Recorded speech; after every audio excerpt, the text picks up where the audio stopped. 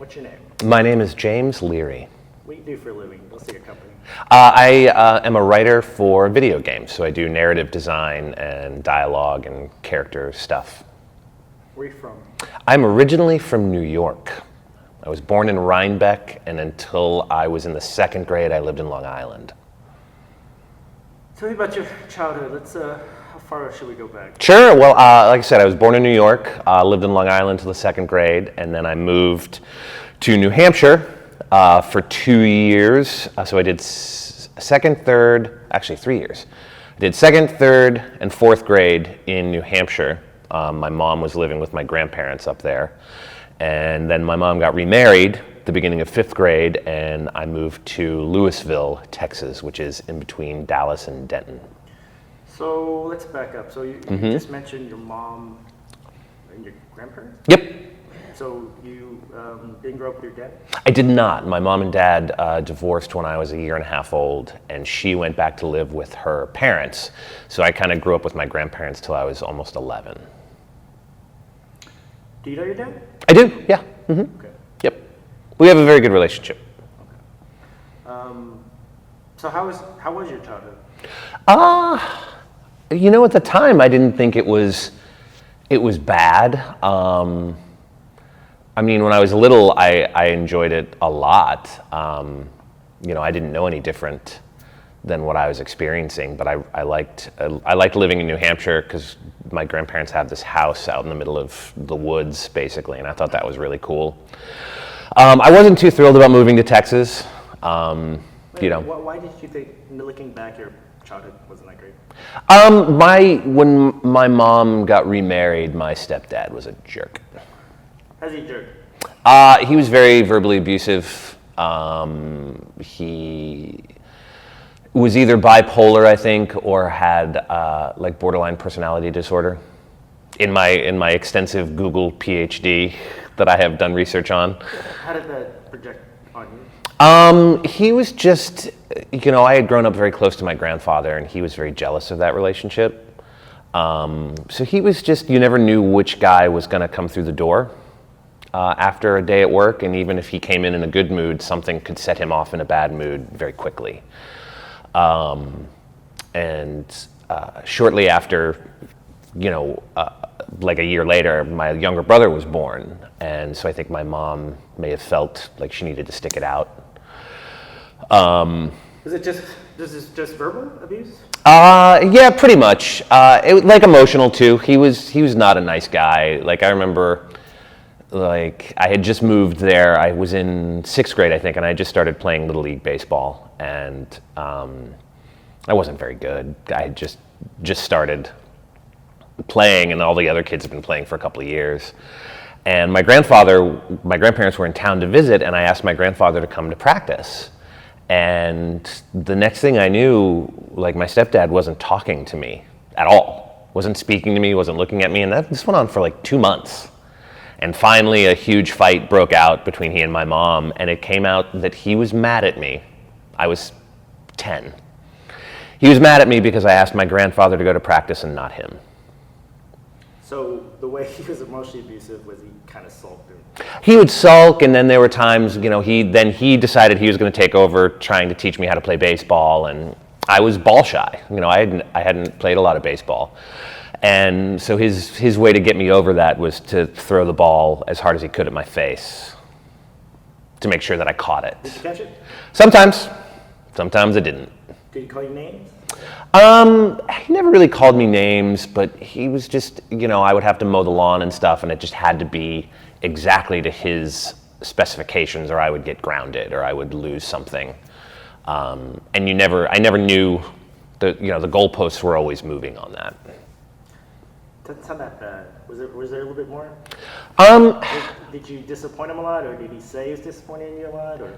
Yeah, look, he was really mean to my mother. He would go out, we had a car that wasn't working and that he was supposed to be fixing, and then he would come home with a brand new motorcycle. He hardly did anything with my younger brother, and he was very much corporal punishment with my younger brother. And I remember one time in high school, because this is when I got a lot bigger than him, that I kind of stepped in and said, you're not going to hit him again.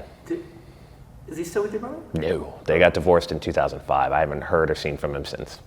2005 as an adult, they got divorced? Yes. So do you think maybe he was just checked out, didn't like you guys, or just didn't like the kids? I don't think he liked the kids. I don't know what his deal. I really don't. I don't understand. He had a hard time keeping friends. He lost his job.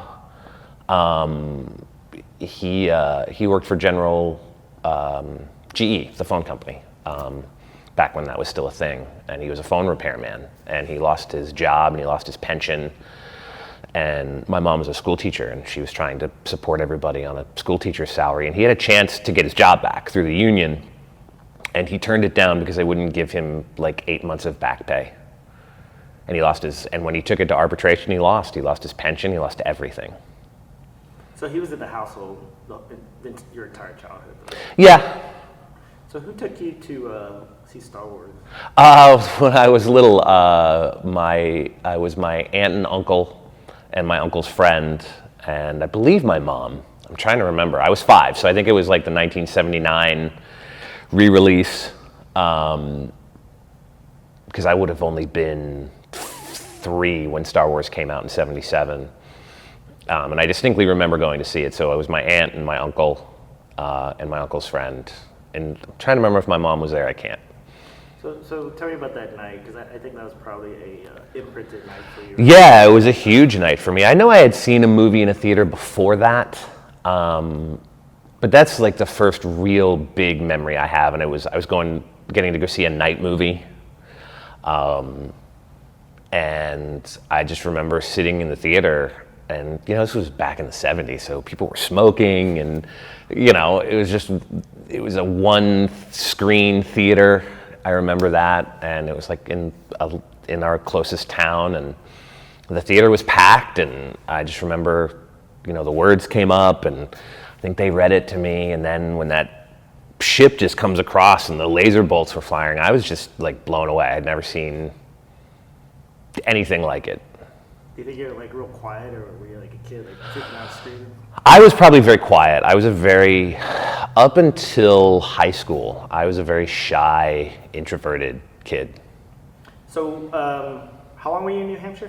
Till what age? Till 10. So it was 2nd, 3rd, and 4th grade, and like 2 months of 5th grade. So I had just turned 10 when we moved to Dallas. And then I believe you said in your blog, your middle school was super awkward. Yeah, God, I hated middle school. Middle school was brutal. Tell me about that. Well, I was, like I said, I was very shy in grade school. Terrified of getting in trouble, very much a follow the rules kind of kid, but I hated school. I was bored. I didn't want to be in school. I would much rather have been sick so I could stay home and play action figures and watch TV. What do you think that is? Was the class material difficult for you? Was it in your own skin? Or? I think I may have partly been a little ADHD before that was widely diagnosed. Because later on in high school, I became like an A student, but I almost failed 1st grade, and I think I almost failed 2nd grade because I just didn't want to be there. I wanted to be doing anything else but that. I wanted to live in my fantasy world. I wanted to be home pretending to be Luke Skywalker. Yeah. So what makes a kid change from that to take school as important? Mm-hmm. Part of that had to do with my stepdad, actually. I got a C in middle school, and he made me in algebra, like pre-algebra or something, and he made me do my homework with him every night for an entire 6 weeks, and that usually took up about 3 hours, because I would do the homework, and then he would check it, and I would have to do corrections, and then he would check it again, and then he would assign me different homework from the back of the book. So it was pretty brutal. I hated it. So I made sure that I just never got another C again. And by the time I got to high school, I had matured, and you find a group of friends, and there were classes that I liked, like theater and stuff, and history I really started to enjoy, and English. Let's talk about high school. So Mm-hmm. So you're weird in middle school. You get to high school. You find maybe theater. Theater, yeah. When I was in 8th grade, I took a drama class because it was something I'd wanted to do, and I really enjoyed that class. So I started doing theater in high school, and I think I started to come out of my shell with that group of people that I fell in with. We had a great drama teacher who I really looked up to, and I just started hanging out with a lot of the older kids. Did it in your high school? Was like the theater kids cool, or were they kind of like? No, we were kind of like the outside. I mean, they were the theater geeks. Back then, the un-PC term would have been we were the theater fags. But that being said, it was a pretty big high school. I think there were, 400 kids in my class, 450. Did you try to get a role acting right away, or were you like, let me be a nerdy stagehand at first? No, I wanted to be performing. I wanted to be, we started doing monologues and stuff in class, and I wanted to be up there. I'd gotten a taste of that in middle school, doing stupid things like lip syncs and stuff. And I just remembered, found out I was funny. I had good timing. So freshman year, how did you get your first role? Or freshman year, what did we do? Freshman year, I would have been. Did I do any? So we had a different teacher my first semester, and I didn't like her very much, and I almost quit.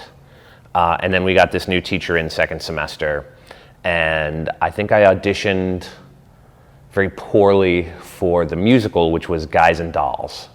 And I remember being like a chorus member of that, because I can't sing at all, but I wanted to be in it.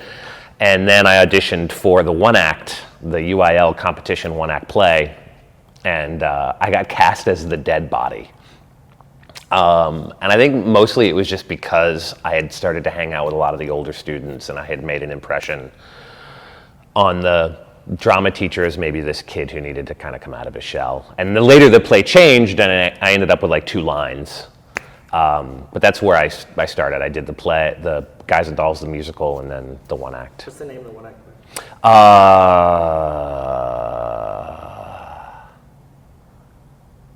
Shoot. That's fine. I don't even remember. Is it something publicly published? Yeah. It was an O. Henry one-act play, I think. It was very avant-garde.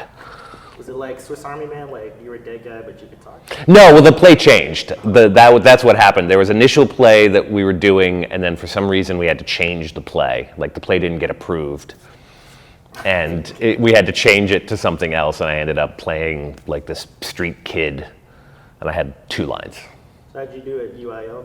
We didn't get out of whatever the first stage was. I'm trying to remember. It was like district, area, region. It was the very first local competition. We didn't even get out of that round.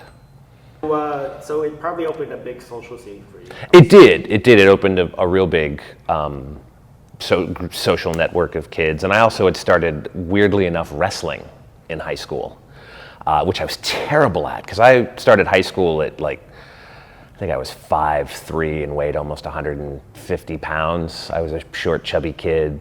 Oh, you were a short, chubby kid? I was, yeah. So that's what made middle school difficult, because I tried to play football, I tried to do all that, I tried to play basketball, and I was just bad at all of it. And I don't know why I chose wrestling. I can't remember why.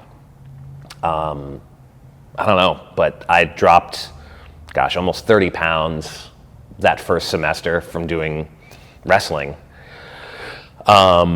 And I started lifting weights with that, and then it was in between my sophomore and junior year, I grew like 5 inches in one summer. Take a drink for a second? Yeah. Let's go back to theater, just because I'm curious. It's funny because I could have went to theater or fine arts. Mm-hmm. I wonder if I should have stuck with theater. You probably weren't lucky the ladies back in middle school, were you? No. So did theater really open it up? No, I started becoming extroverted. I was doing a lot of theater competitions. It was called the Texas Forensics Association. So it was speech and debate tournaments. But you could do humorous interpretation monologues, dramatic interpretation monologues, duets. So I started to do that a lot. So that took up a lot of my weekends, but that's when that core group of friends and I really started to bond, because you'd spend all week at school together, and then you'd go to these competitions on the weekends, which were Saturdays and Sundays, and you'd be there for 12 hours each day. So the ladies' situation didn't improve? No, I was still painfully shy. Even though you have to go on stage all the time? Yep. I just didn't know. I still thought of myself as the short, fat kid. I had no confidence at all. What you're doing, I'm assuming, is when you're on stage, you're somebody else. Yeah. And then in life, you're a shy kid. Yep. Now that did start to change a bit, where I think I became extroverted to counteract the shyness, but it still didn't improve what I thought in my head, like trying to approach women and stuff. When did you lose your virginity? I was 16. So I did have girlfriends. Like I did have girlfriends, but it wasn't like I was this crazy player in high school getting all the ladies. Right. I had 2 girlfriends in high school. Not that bad. Right. But no, it wasn't like I was right. Yeah. Did you have plans to go to college? I did. To be a... I had wanted, by the time I was a senior, we had another new drama teacher, and my senior year, our one-act play went to state, which was a really big deal. So because of that, I had gotten an application to the American Music and Dramatic Academy in New York, and I had set up an audition and everything, and my parents just weren't equipped for that.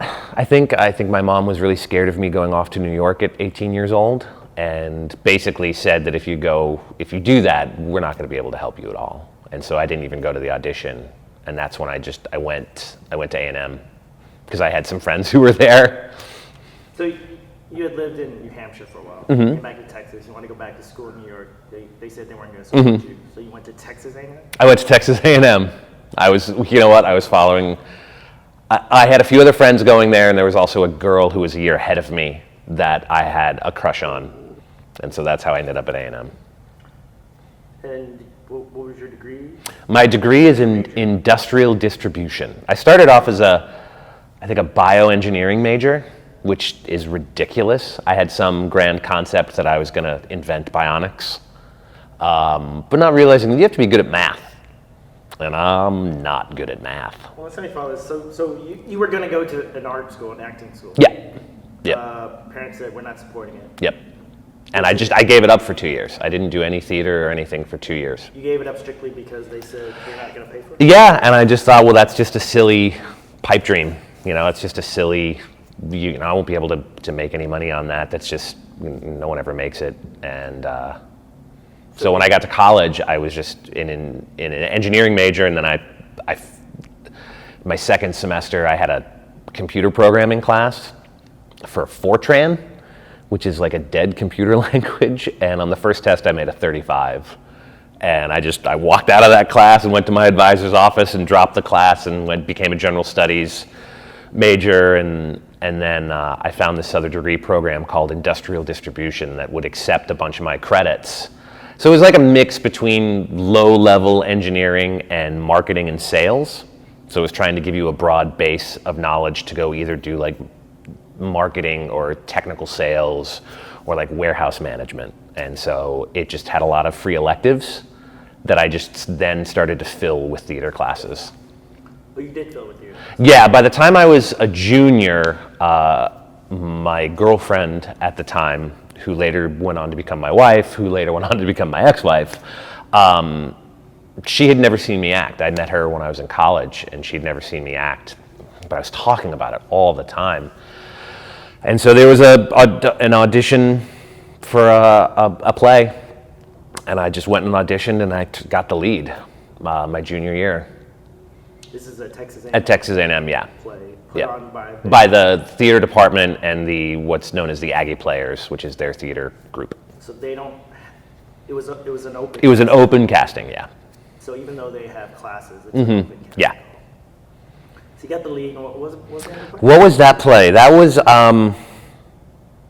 That was a Moliere play. It was really, again, avant-garde and weird. It was done in the Commedia dell'arte style. So I had full face paint, makeup. It was a very strange play. What was the name of that damn play? Mind Riot or Mind something? I forget. It was weird. But that got me introduced to this, again, whole new crowd.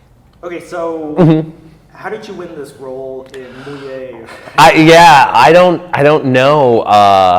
Was it Voltaire or Moliere? I don't forget. I just went and auditioned. I used this thing I had, one of the pieces I had used my senior year of high school in the humorous interpretation competition at the TFA things, and I had taken that to state, and it was this really kind of wacky monologue from Three Guys Naked from the Waist Down, which is was an off-Broadway play, and I just did a ton of voices in it, and it was this wacky. It was a play about 3 stand-up comedians, and it was weird, and I got to do a lot of voices. And it was a play of 3 stand-up comedians. You just did one of the parts. No, I cut it together. I did like 3 different comedian parts. Okay, but this is a dramatic play.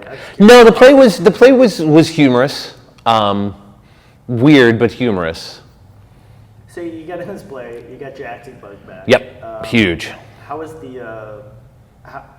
the actual play of that night? A lot of people attend. Yeah, I mean, we did it. It was in their little black box theater. So I think it only held about 50 people, and we only did 2 weekends of the show, like 3 nights, Thursday, Friday, Saturday night. I think we only did 6 performances. But yeah, it was well attended, and people liked it, and I got involved with a whole new group of people, and I started hanging out with the Aggie Players Association, and that turned into something completely different that created friends that I still have to this day. Your wife wasn't an Aggie player? Nope. She had already graduated college, so she was a few years ahead of me. She's a few years ahead of you. She's almost 4 years older than I am. You met her as a freshman? I met her in between my freshman and sophomore years of college when I came back home. You met her in school? No, I did not meet her in school. I met her at the local mall. She was an assistant manager at a place called J. Riggings, and I went and applied there, and I worked with her all summer, and then we started dating as I was going back to school. Oh, So you did work there, and that's how you met her? Yeah, that's how I met her. But you were going to school full time? Yep. So it was just for my summer job.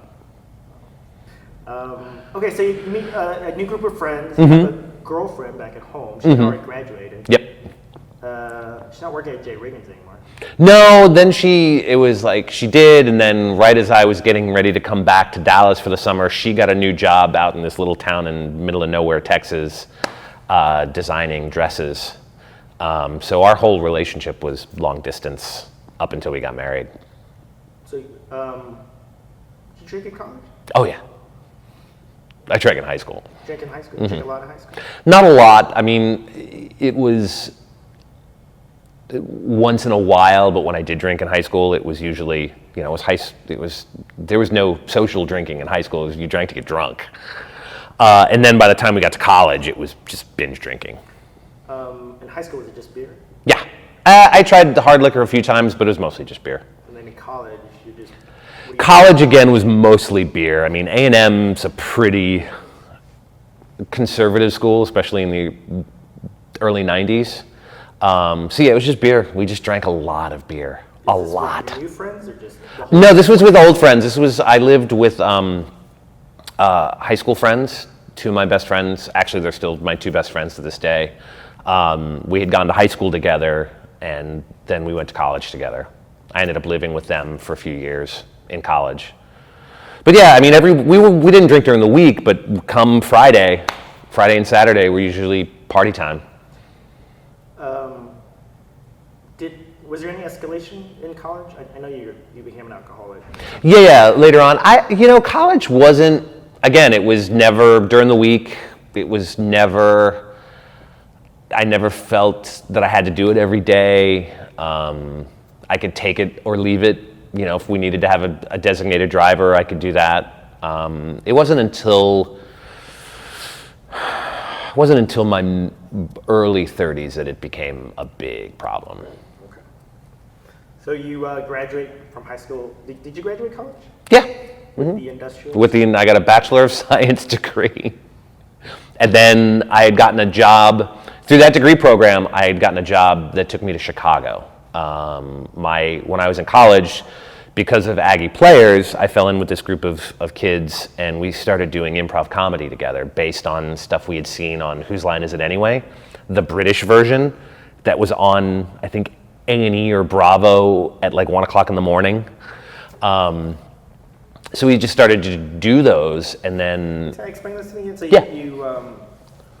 You have your crew from Aggieland, and then you finished college, and then did you say you moved to Chicago? Moved to Chicago, yeah. Did you take your girlfriend with you? She was my wife at the time. I got married before my last semester of college.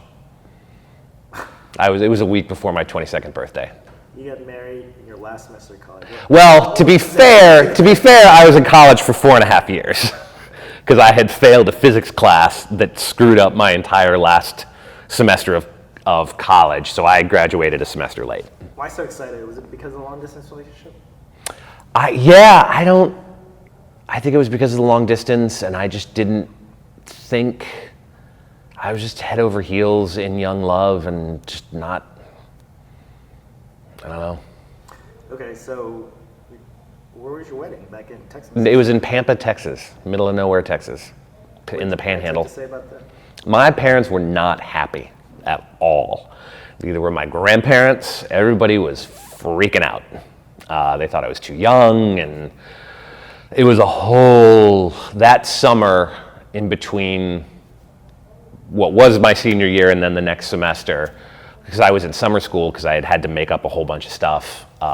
That summer was just brutal. It was just constant phone calls and people trying to talk me out of it, and then we got married a week before my 22nd birthday, and then came back, and I had the final semester of school, and then we moved to Chicago.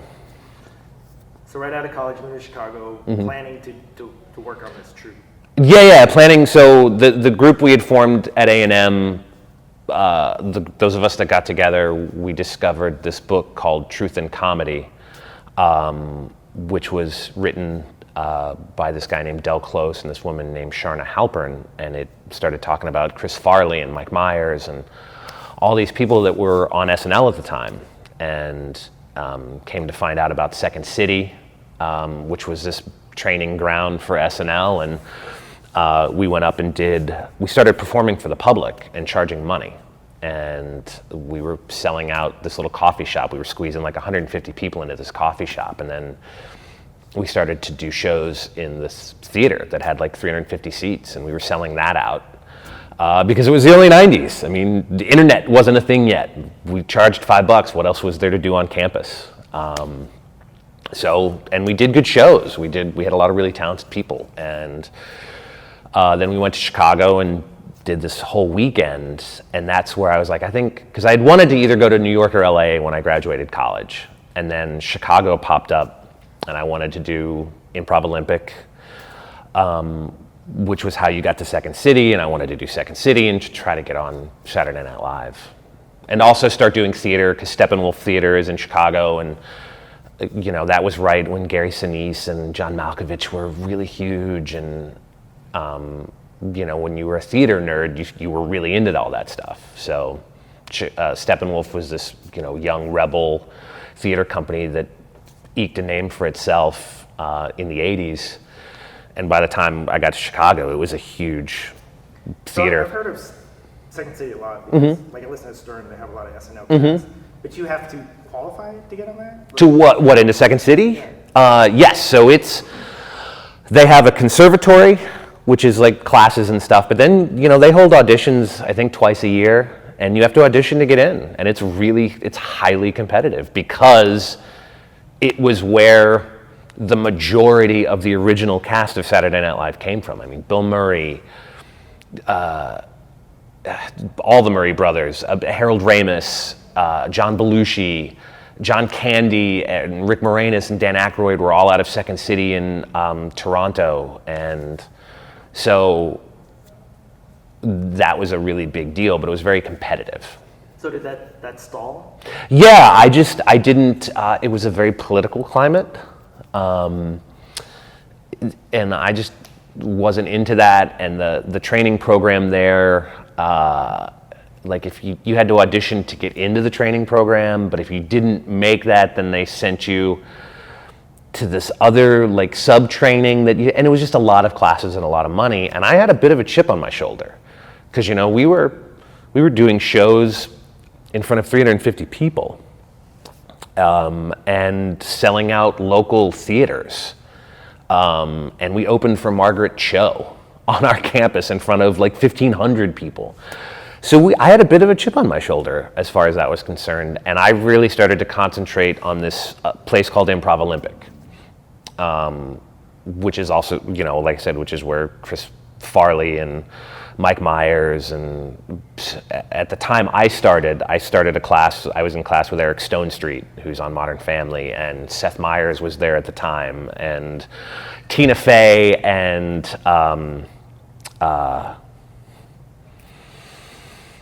from Parks and Rec. Who's from Parks and Rec? Tina Fey and... Oh, that blonde girl? Yes. Why can't I think of her name? Paula? No. Amy Poehler. So at the time, Tina Fey and Amy Poehler, Tina Fey was at Second City, and Amy Poehler had just gone off to New York to start Upright Citizens Brigade. So there were a lot of people who later went on to become famous there at that time, and I just focused on there. Because you could start performing pretty much right away there. You would get put on a team, and you would start performing regularly. So did that go further? Yeah, I did. I'm pretty sure I did all levels there, and I was on a house team pretty quick. And then a lot of my friends who were a year behind me in college ended up moving up there from the improv troupe. And so we started to do stuff as a group there. I did a lot of stuff at Improv Olympic. I was an intern there, so I would run the box office and bar back, and I was at Improv Olympic a lot for about 2 years. So what happened after that? Well, so I was doing that, and then at the same time, I had this job that brought me up there. I was a warehouse manager for a plumbing supply company, and I was the youngest person at the company. Did you need your degree for that job? I did. So that's how I got that job. But you were trying to get it close to this. I wanted to be, I just wanted something to move me to Chicago. And I was the only college educated person at the company.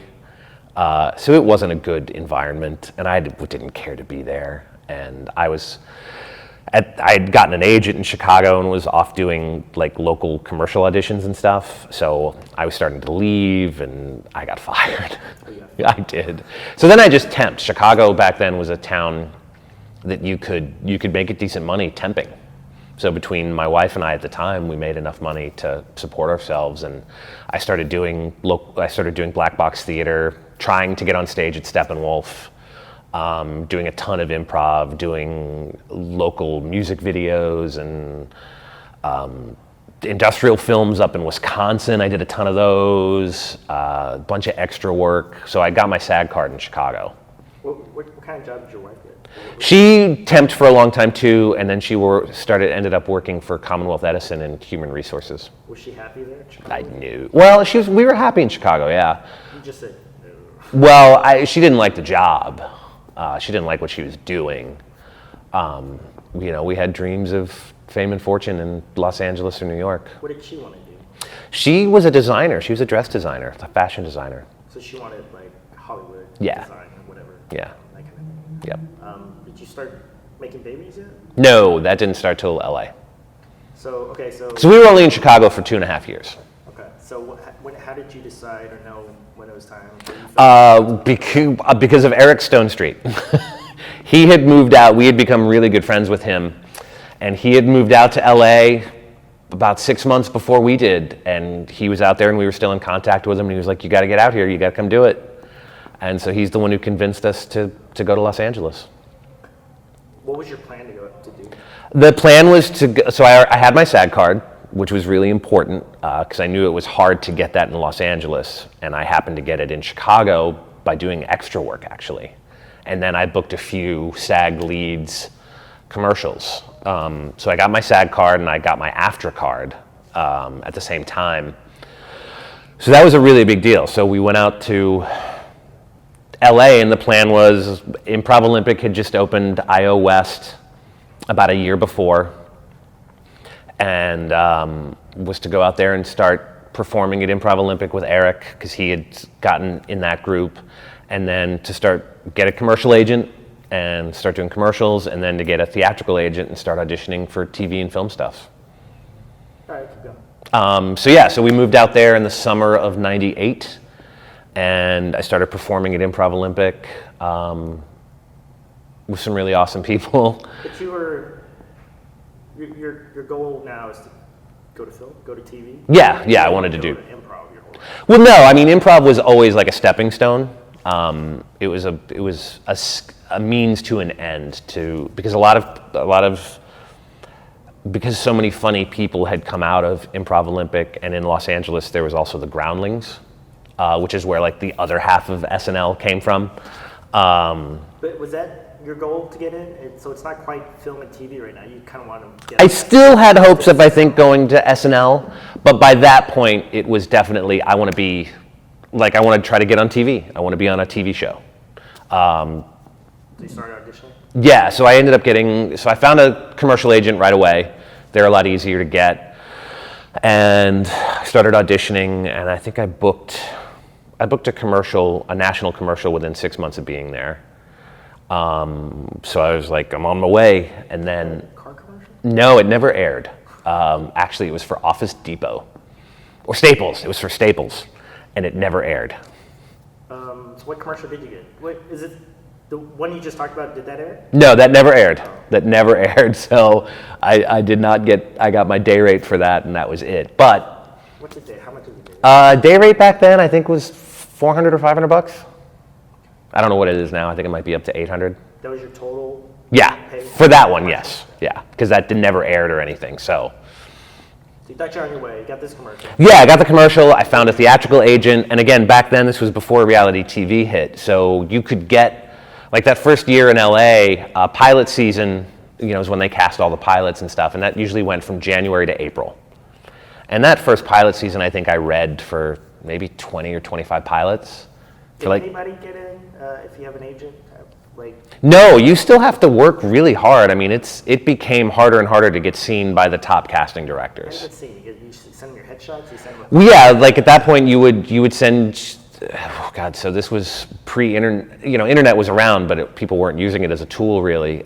So you would get your headshots printed off, and you would go to the Samuel French bookstore and buy mailing labels that would have casting director mailing labels and agent mailing labels, and you would get this book that listed all the agents, and you would highlight the ones you thought you could get into, because there's no point in sending your stuff to like CAA or William Morris or ICM, because why are they going to look at you? So you would find the second or third or even fourth tier agents to try to start getting in and building your resume, like doing co-star stuff, and then you would do, say, 5 co-star roles, and the casting directors would be like, all right, well, now he can start to be seen for guest stars. Do you remember doing any corny reads, the way they kind of portrayed in the movies, where you have somebody reading with no emotion, and you're like, hey, I'm this detective, and shit like that? Oh, yeah, like all the time. That's very common to be trying to do this horrifically emotional scene that they give you, that you probably got the script the night before, have to memorize, and then you come in and you're talking to someone running the camera who is literally reading lines like this: here you go, all right, thank you, all right, bye. You must remember a particularly embarrassing one. Oh yeah, one of the worst auditions I ever had was, like I said, I'm not only can I not sing, but I'm terrified of it. So I remember going in for a commercial audition that required a cappella singing. I didn't even think it was a cappella. I think they were going to play something. And I was really nervous about it. I was so nervous. And I think I got 2 lines into the song and completely just quit. I had a total panic attack. I just went, I'm sorry, I can't do this. And I ran out. Was it a famous song or just a... I can't remember. I think it was Tumbling Dice by the Rolling Stones.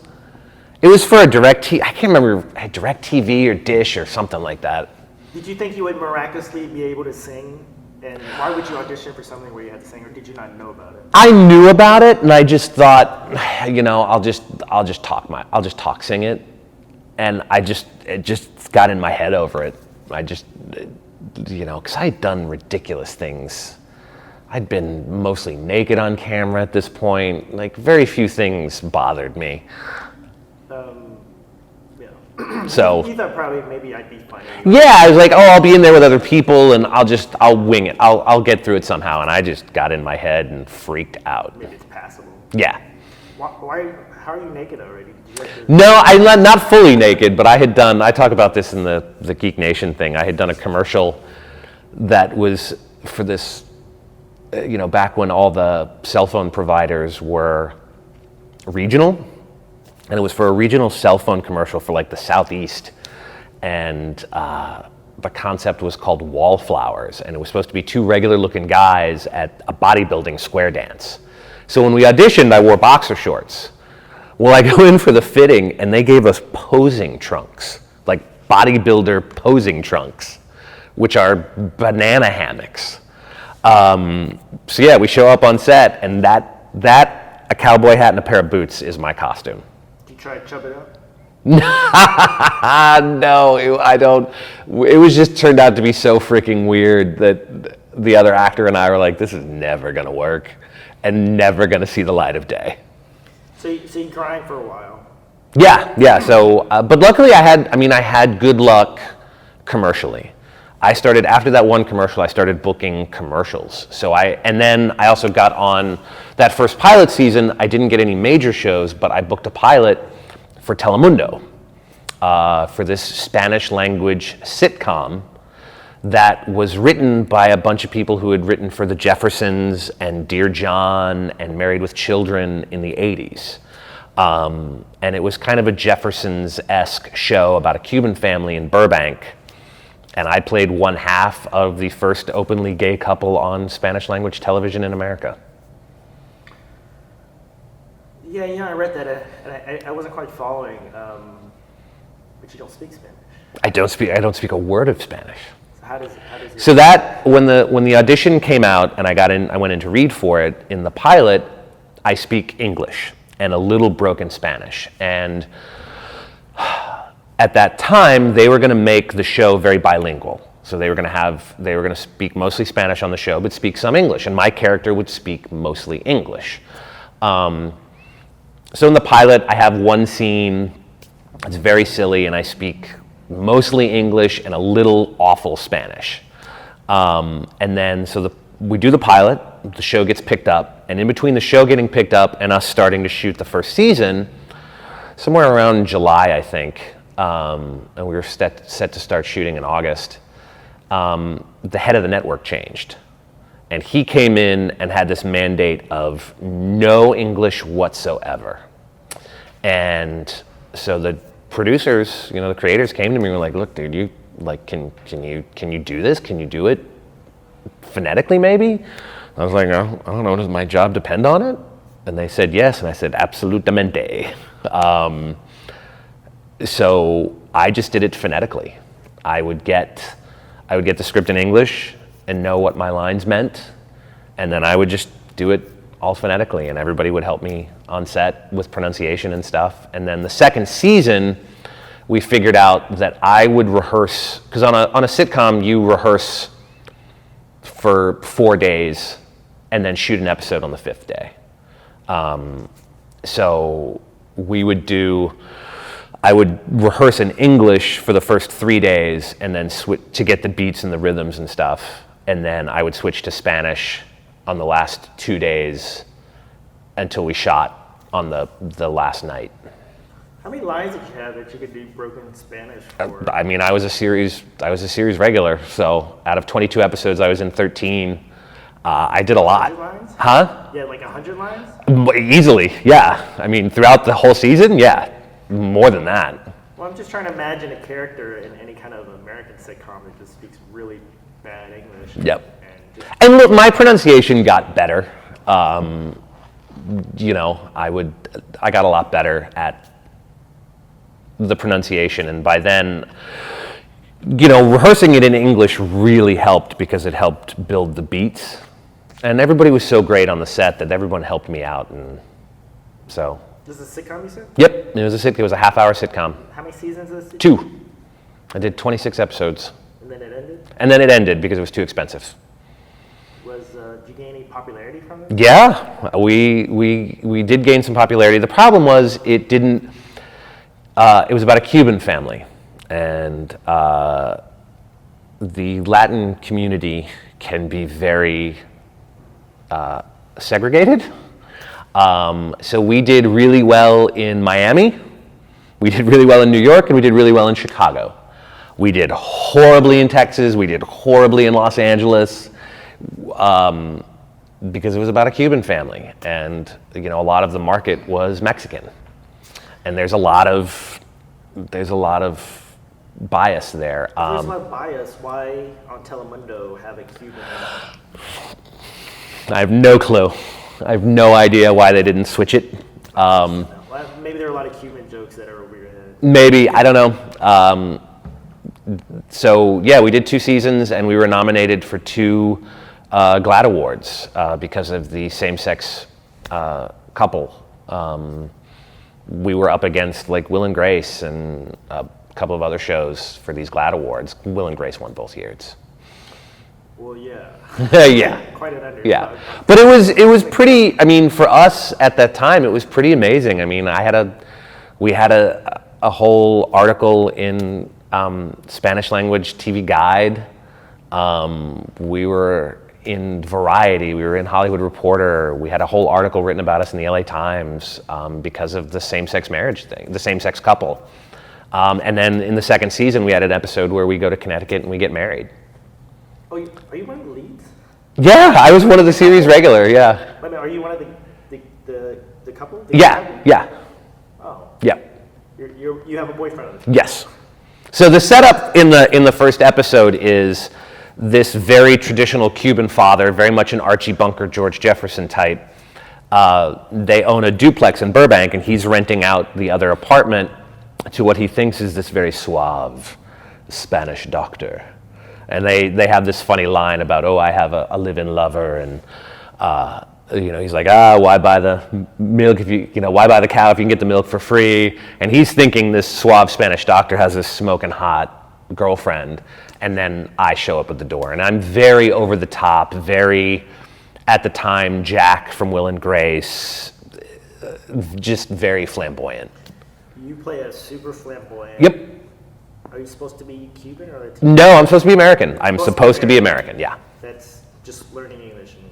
That's learning Spanish because of my Spanish doctor boyfriend, and yes. It's funny, for a second there, I thought you were the suave one, but you were Nope. I was the goofball American with frosted tipped hair. It was really funny. Did you ever have to show affection to this guy? Yeah, absolutely. Did y'all kiss on the lips? We had a very small kiss. We didn't have like a passionate kiss, but we had a very small peck on the cheek, or a lip kiss, like very small. And then there was an episode, they kept putting me in weirder and weirder stuff. There was a Halloween episode where we went as Lucy and Ricky, and I was Lucy. So I was in the full Lucy regalia. There was an episode that we entered a dance competition, and he and I are like flamenco dancing or salsa dancing in these tight clothes. And yeah, we had a lot of, I ended up in a wetsuit in one episode, a full diver wetsuit because it was a dream episode. And they just liked to I was in a snowman costume in one. They just liked to put me in the weirdest stuff. But it was great because it ran like a sitcom. It wasn't a telenovela. It wasn't a soap opera. it was a 4-camera sitcom, so I got really good experience from that show. Was there canned laughter? No, we did it in front of a live audience every Thursday night. You were taped in front of a live studio? We were taped in front of a live studio audience. No, they still do that. They still do that. It went out of like the 4-camera shows like Cheers, Friends, all those shows that have the laugh track went out of style in the early 2000s for the single camera comedies like Malcolm in the Middle and The Bernie Mac Show and My Name is Earl, but they started to come back in the mid 2000s with How I Met Your Mother and Big Bang Theory and that Kevin James show, I forget what, the King of Queens. Yeah, because I remember on the Big Bang Theory they were doing like those dance, whatever. And there was an audience. I used to do it. Yep. Yeah, so it was in front of a live audience, and it's very much like a play. You rehearse it in large chunks that play out very much like a play. And you try to do it as much in order as you can for the live studio audience so they can follow it. And so you get that live audience reaction with the laughter and stuff. Did you have any catchphrases like Full House and shit? No, we didn't have any catchphrases. That had kind of become passé at that point. Passé at that point? Yes, the catchphrase. Although I was very much the goofball. This was 2000, 2001. I mean, I'm going to burp. I still feel like there are a ton of catchphrases. Yeah, there were. I don't think anyone on the show had a real, I know I didn't have a catchphrase. Do you have an entrance of some sort? I was just over the top and goofy. So my thing was just me being very flamboyant and kind of stereotypical when I look back on it now. But at the time, it was not. You needed something like Kramer busting through a door. I know, right? Uncle Jesse. Maybe that would have helped. I don't know. Maybe we wouldn't have gotten canceled. So it ran after 2 seasons. Yep. So that ran for 2 seasons, and we got canceled because we were very expensive for a Spanish language show. Now, compared to like Friends or Seinfeld or something, we were very cheap. I think they made us for like $250,000 an episode. How did that news take you? It hit hard. I mean, it hit real hard. I went and I started waiting tables. So I went from, plus I wasn't making a lot of money. It was a special Spanish language AFTRA contract. So I wasn't making a ton of money per episode. It wasn't like I was making $5 or $10 or $20 or $30,000 a week.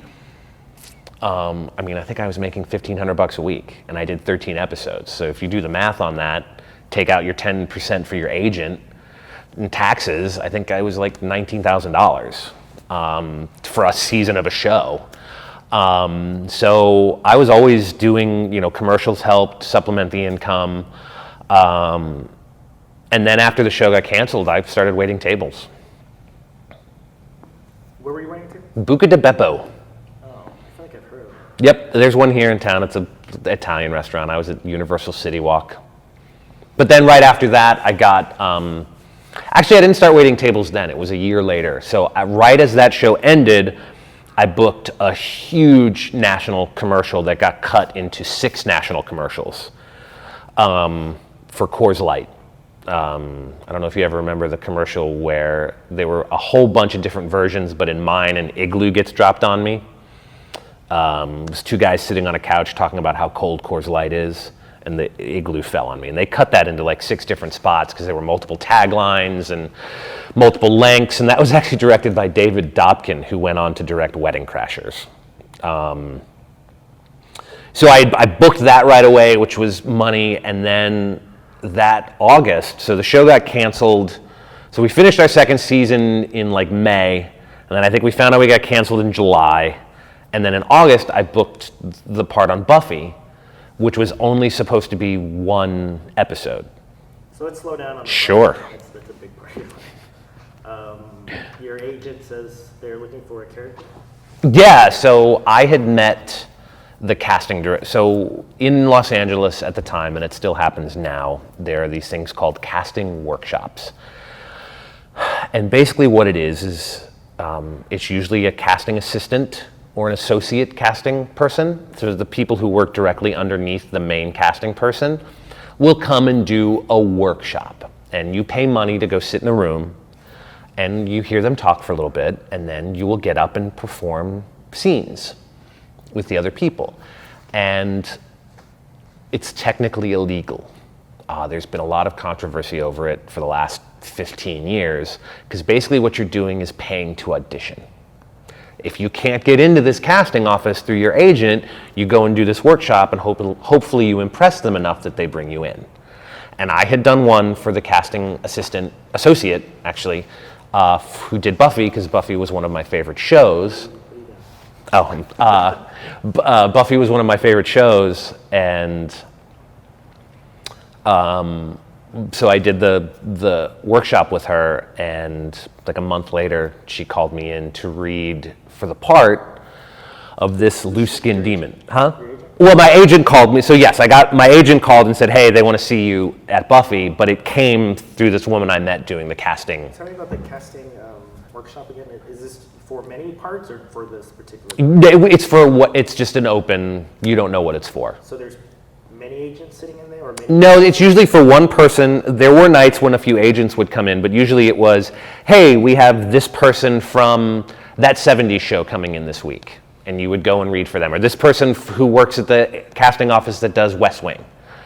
And you would come in and read scenes from the West Wing. And hey, this week it's Buffy. And so you would read scenes from Buffy. So even though you pay, you probably had to still qualify to go down. Yeah, I mean, look, if you sucked, they just would toss your headshot in the trash when they left. How much is it?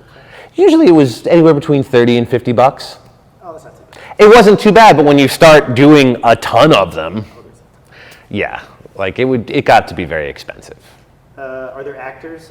I mean, not actors, but people part of the project sitting in these workshops working with you, or just a bunch of casting agents? Well, usually it was just one casting person and then a room full of hopeful actors, and you would get paired up. You know, they would either have you read like a monologue, or more than likely you would get paired up with a complete and total stranger, get handed a scene. You would go off and rehearse the scene for 15 minutes. And then everybody would come back in the room, and they would just go, they would have you perform. And you would get notes. Everybody's an aspiring actor. Yes, everyone is an aspiring actor. Okay, go on. So then I got the audition for Buffy, and I didn't have to do, so normally the way auditions work is you go in and you do a first read. That's like your first audition. It's a general. And if you do good in that, they'll have you into callbacks. And if you do good in callbacks, then they could send you to producers. And that's normally where you get the job, is when you go to read for producers, either producers or director. So it's usually a multi-stage process. And for this, because I guess I had done well in the workshop, the casting director brought me right to producers. So I didn't have to do any of the early stuff. And I knew the show, and the scene could be very funny. All I was given was loose skin demon. The first scene I did, it was the kitten poker scene, and I just went in and read it as myself. I just tried to be funny. I didn't put on a weird voice or anything, and there were a bunch of the producers for the show in the room, and everybody laughed, and when I walked out, I was like, I'm pretty sure I'm getting that. Is the loose skin demon this voice? You do a voice. I don't do a voice. It's a little bit higher than my normal register, but it sounds different because of the fake teeth I wore. Has your behavior not changed at all until later? Like your problems? Yeah, that changed after that. I mean, I was still, I would have maybe twice a year where I would go off the rails at a party or something and drink way too much, end up dry vomiting and burst a blood vessel in my eye, which happened. But I wasn't day drinking. You weren't trying to hook up with wasn't trying to hook up with anybody. So you leave this place, you're like, I fucking nailed it. Yeah, I was like, I got it. I think I nailed that. And like 2 days later, they called back with my availability, and then it was like, hey, can you tomorrow go and get a head cast made?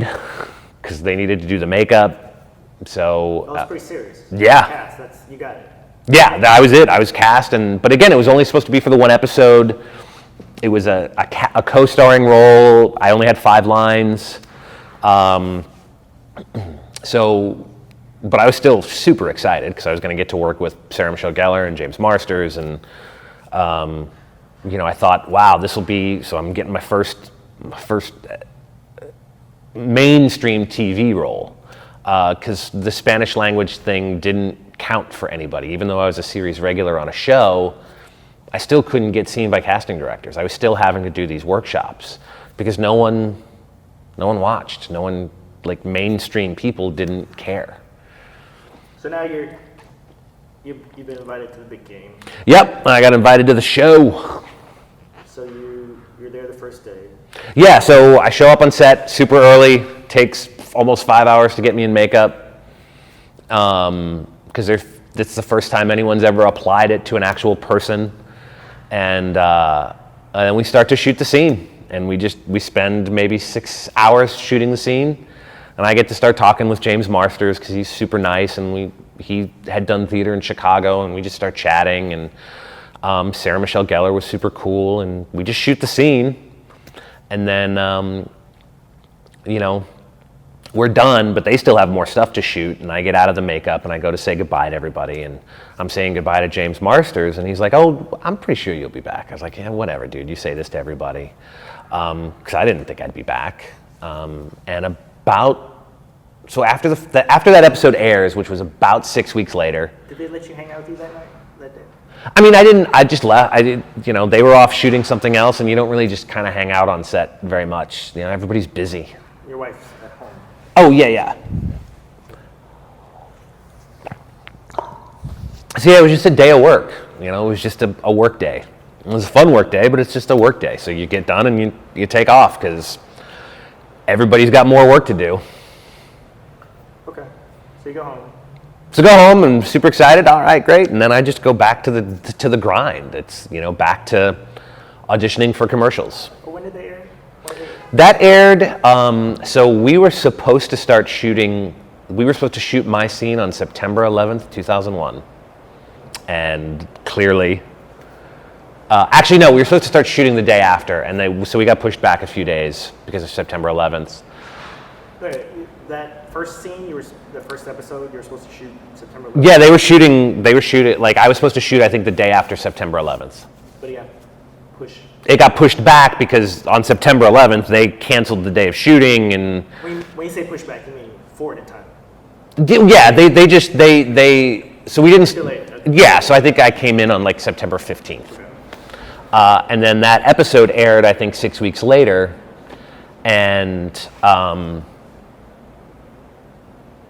the scene went very well, and I had a bunch of friends over that night to watch the episode, and it was a lot of fun. And then about 2 weeks after that, I was shooting a commercial. I was shooting a commercial for the syndicated version of Deal or No Deal. And I was on set for that when my agent called and said, "Hey, they want you back on Buffy. And this time they want you for the whole week." And I was like, freaking awesome. And then after I shot that episode for the whole week, shot all 8 days because it takes 8 days to shoot an hour-long TV show. It was over Christmas. I had to postpone Christmas trip plans, but I was stoked. So I got to work with most of the rest of the cast, and it was, again, a very funny episode. I became Spike's buddy, and then they just kept calling me back. So that first season, I ended up doing 6 episodes. Now you're in the show. Mm-hmm. You're shooting for a whole week. Yep. Your life changed. It's changed, not tremendously though. So I'm doing episodes of the show, but I'm still not making a lot of money. How much did you make for the one episode? For the one episode, that one episode, I think I made $2,000 because I shot for the week. And now you have a contract for a week. I don't have a contract at all. So that one episode they'll shoot you out, instead of a day rate, they'll do a weekly rate, which is lower than what it would be if they just gave you a day rate for every day. So your day rate was $500, but the weekly rate was $2,000. Is that the weekly rate for the one episode? Because you had to call back for another week. Right, so... You did one day, and then you get called back. I did one day, and then I get called back for the week, and I get that weekly rate. And then what they would do, the next episode I came back for was only a day. So they would shoot me out in a day, and at that point, your agent starts to try to get your day rate up. So instead of $500 for the day. They were like, how about we do $750? But what you're trying to get that whole time, so I was what's called an end of show co-star. So my credits would come at the end of the show, not at the top of the show. And what you're trying to do is get a guest starring role, which is a bump in pay, but more importantly, your name appears in the front credits. And that's what you're trying to get. And I never, even though I ended up in episodes where I'm all in through the whole episode, I never got top of show credit. Because it's a constant battle of trying, they play hard, they negotiate, they play hardball. They're like, well, we'll give you an extra $500, but you won't be top of show. I say, well, what if I say no? They're like, well, they could just say, then don't bother. Sure. I know it's fine. Because you might pee. Yeah. So, at the time, I was too nervous to say no to negotiate for top of show credit.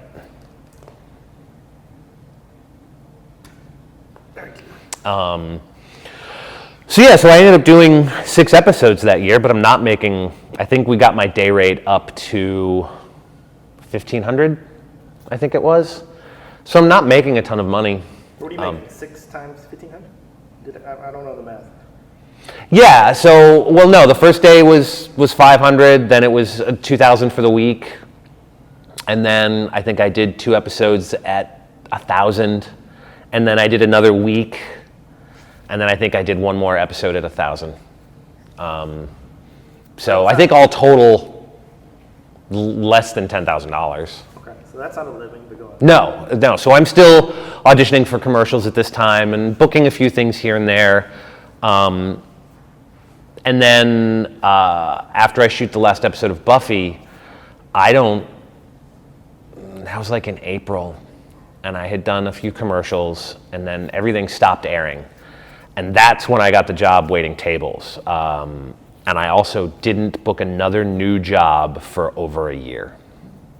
So I went from having the single best year I've ever had as an actor with that, so I had the last season of the Spanish language sitcom, the huge national commercial that got cut into 6 parts, Buffy, to not booking a single job for over a year.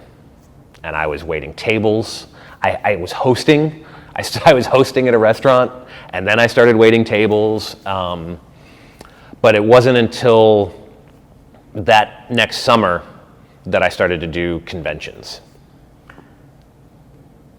How did you afford your $500,000 house? Well, we didn't have the house at that point. Was that the entirety of your Buffy that week, or was there more to that? What do you mean? So when you shot that week, Yeah, that was 1 episode. That was all your okay. That was just 1 episode. Yeah. Okay, so you started doing conventions. So yeah, at that time, my wife at the time had the day job. She had, we had both done odd jobs for a while, and then the acting money helped. But at that point, I was about to lose health insurance. I had been the one to keep us in health insurance up until that point through acting, and we were about to lose health insurance. And we had a kid and wanted to have another one, and so she went back to work. She got the full-time job that had benefits because my health insurance ran out.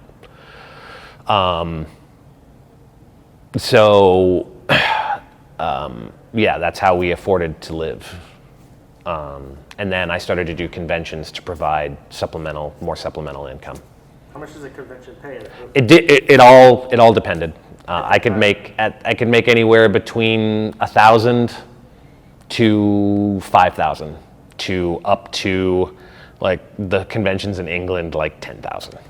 So your first convention, San Diego Comic-Con? My first convention ever was the San Diego Comic-Con, which is, if you don't know, the biggest Comic-Con in the world. TV studios go, it's huge. It's 170,000 people over 4 days. Do you have a table or? Yeah, I have a table. So the way San Diego does it is they put all the signing guests, everybody selling their autographs, up in one big area, and you just have to apply. It's not like you get asked. You just fill out an application, and submit, and they give, like, if they have room, they give you a table. If you submit early enough, and I did, through this manager. No, for that, they don't pay you at all. You're sponsoring your own table. Yeah, well, yeah, you don't have to pay for a table, but you only make what you earn, what you can sell. So yeah, I'd go to do that and have no idea what to expect. You know, at the time, these conventions weren't publicly accepted by the mainstream acting community. It was kind of seen as this step down. My agent kind of advised me not to do it because it was seen as this arena for has-beens. But James Marsters was doing them, and he's the one who convinced me to do it. And I was like, well, what the hell? What harm could it do? I mean, nobody's going to know who I am.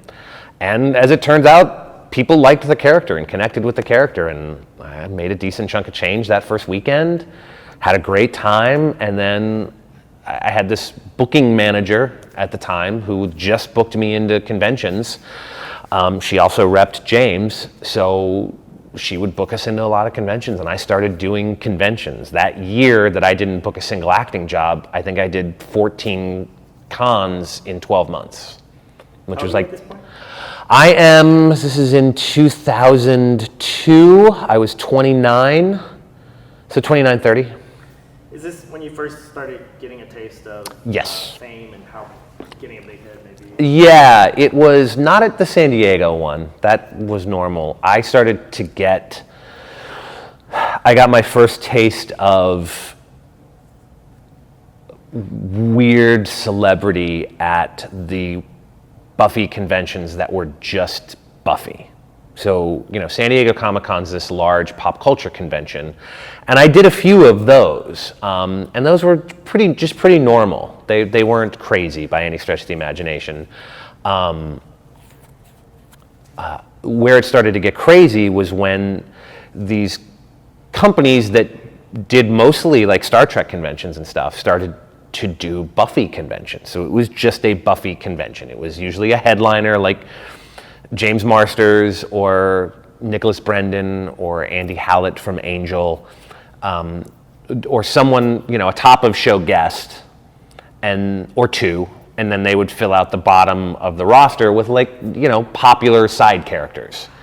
And you would show up for these, and it would usually be 800 to 1,000 people who were just there because of their love for Buffy.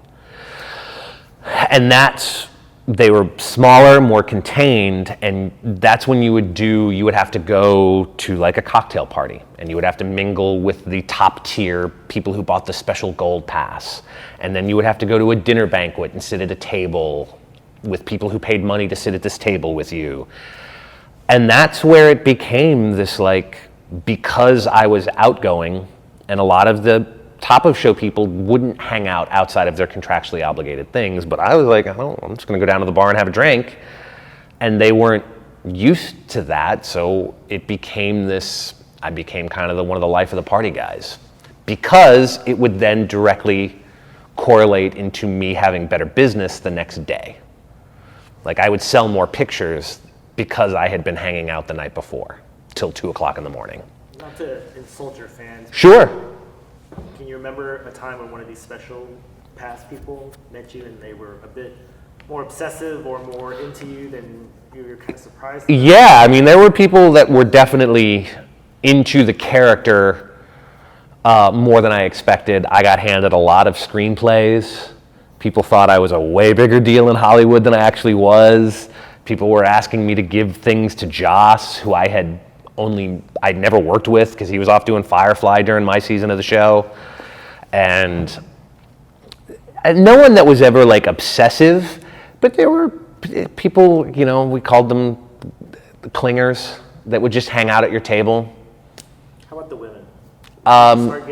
So that started, how do I get into that? My marriage was going through a lot of highs and lows at that point. Right at that San Diego? I mean, look, no, like the highs and lows had started before. There were cracks earlier than that. Just in the pressure cooker that is trying to find fame and fortune in Los Angeles, and your future is at the whim of so many things. And because I had success right away, I think we thought that was just going to continue. And when I got hit with that year that I didn't work, that took a huge toll on me personally and my confidence as an actor. And it also took a toll on our relationship because our plan was derailed. And I think it caused fear and doubt to creep in on both our parts. And so then auditions started to take on these massive proportions. Like I would start to stress out over a herpes cream commercial, a Breva, because it's like, oh, I got to get this. I have to get this because I don't know how else I'm gonna prove that I can provide for my family. And so there were some cracks before that. Just marital issues in general. Having gotten married so young, I think, and then having a kid. My son was born when I was 26 years old. And in Hollywood, that was, we would go to his preschool events and we were the youngest couple by 15 years with children the same age. People don't have kids in LA at 26. They have kids at 40. So there was a lot of that, and I'm not trying to make excuses for my behavior because my behavior was shitty. If I was unhappy in my marriage, I should have said so. But what happens is, I'm waiting tables and I'm going on these auditions and my career's not going the way I want it to. And I go to a convention on Friday night and I go to a cocktail party and people are excited to see me. And they laugh at all my jokes and everybody wants to buy you a drink. And for someone who liked to drink, which I did, it just became a weekend-long party. You would do talks and you would sign autographs and people were asking you to hang out, and that is when when you would start to have these dinner things and then they would want you to come to the dance. There were always dances and you would go to the dance because if you went out on the dance floor, you were seen as the good time guy and they would come and buy more pictures the next day. Well, that's when it started to be like, hey, we're all partying up in my room, why don't you come up? And you would go up to the room and somebody would hand you a red Solo cup full of this purple concoction, and next thing you know, you're naked in a hallway. They weren't all that way. I would have one where I would go completely off the rails and be hungover and just be a mess. And then the next two, I would rein it in. I would pull it together because I couldn't behave this way. And then I would, have a shitty week. I wouldn't get hired for a commercial and I would have a convention and I would go off and F it, screw it. Let's party. Is that the main connection?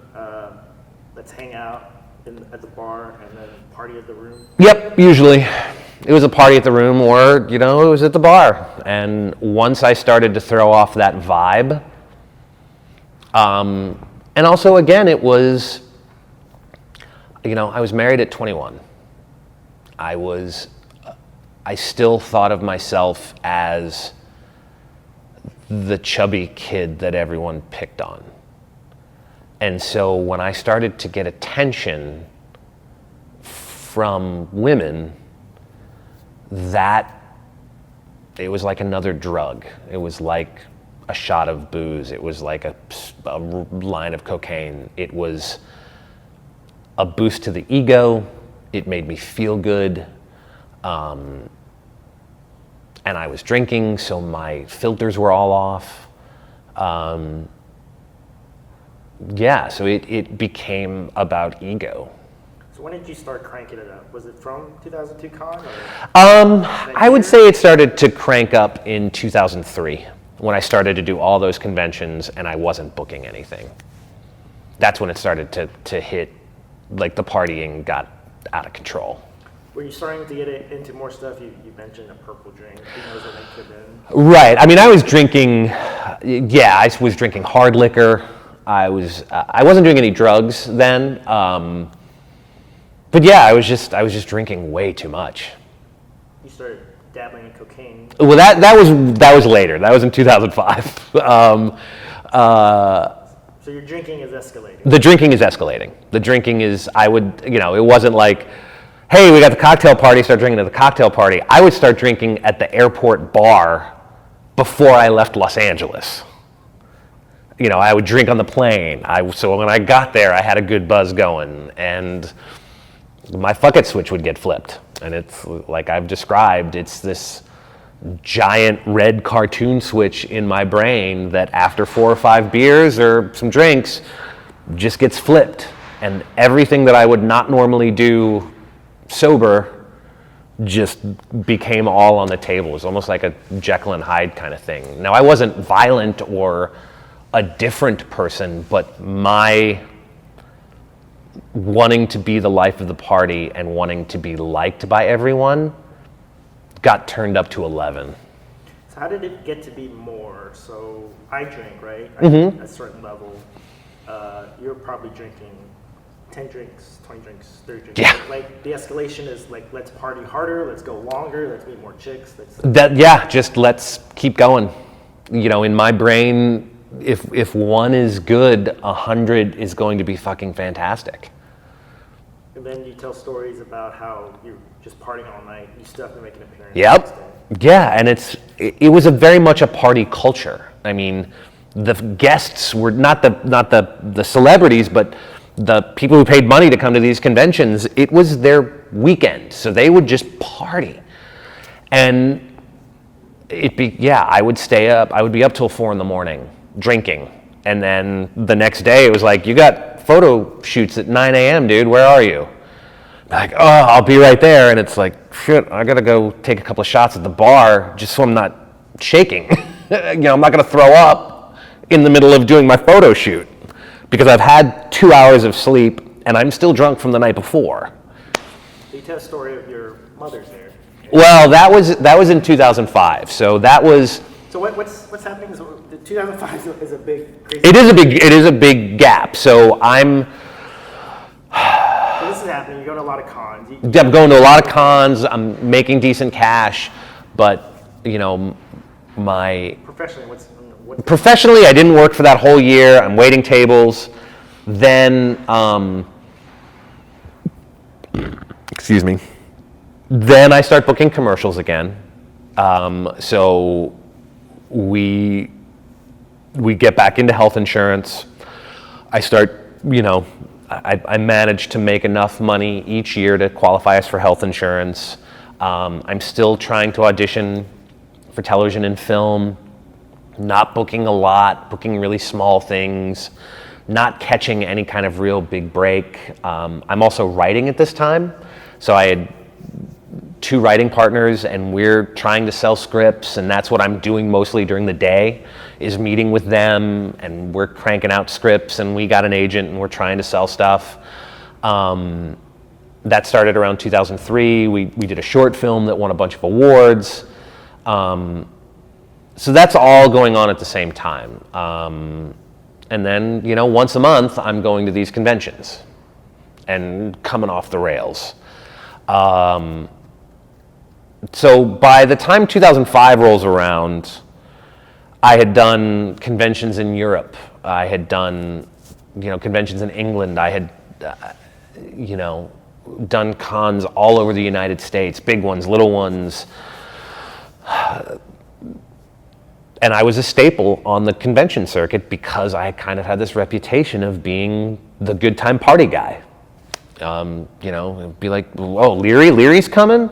Leary's a hoot. Leary's the life of the party. Get him a couple of drinks and he'll party all night long.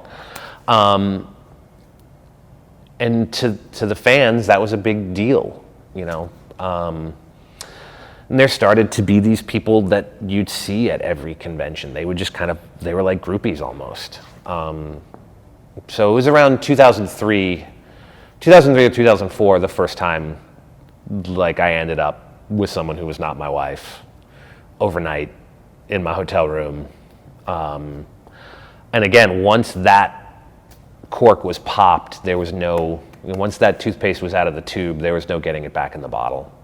I would usually wake up the next day hungover, demoralized, feeling like just the worst piece of shit on the planet.